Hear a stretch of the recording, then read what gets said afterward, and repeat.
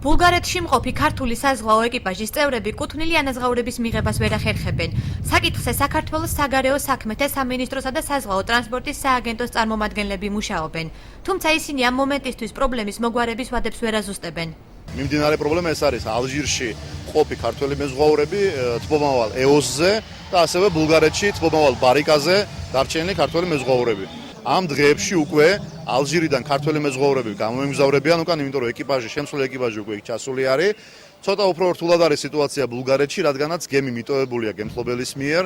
აქ თვითობრივად სხვანაირი პრობლემა გვაქვს და გემთლობელისთან დაკონტაქტებას ვცდილობთ, ასევე ვთხოვეთ, გემთლობელი თურქი არის, ვთხოვეთ თურქეთის სახელმწიფოს დახმარება და იმედი გვაქვს, რომ ახლო მომავალში ბულგარეთის პრობლემას გადაიჭრება.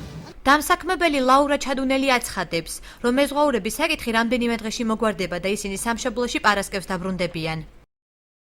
საწარმოებს მოლაპარაკებას ყოველთვის პატრონთან. ამ პარასკევს დაბრუნდებიან უკან. ხელფასებთან დაკავშირებით ეს მეტყვიდი. აიღებენ და ისე დაბრუნდებიან, აბა ისე კი არის. ჯირო ყოფილიყო აქ ამას დაბრუნდებით. ხელფასებს აიღებენ ყველაფერს და დაბრუნდებიან პარასკევში უკან. გემზე ამჟამად ეკიპაჟი 7 წევრი იმყოფება. ორმა მეზღვაურმა ჯანმრთელობის გაუარესების გამო გემი უკვე დატოვა.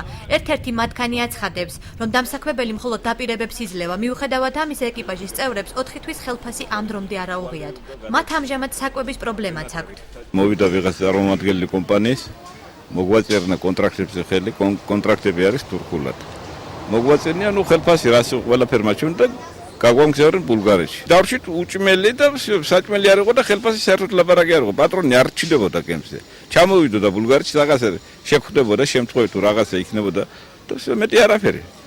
ახლა მოვალ, დღეს მოვალ, ხვალ მოვალ, ეს ქალბატონი ლაურას რეკავდა, რომ ჩამოვა, ამ კვირაში ჩამოვა, იმ კვირაში ჩამოვა და ეს გავიდა 3 თვე, 3 თვე ნახევარ, 4 თვე და მეზღვაურების ინფორმაციით მსგავსი ტიპის პრობლემების მიზეზს ხშირად უცხო ენაზე შედგენილი კონტრაქტები წარმოადგენს. ისინი კოლეგებს სიფრთხილისაკენ მოუწოდებენ.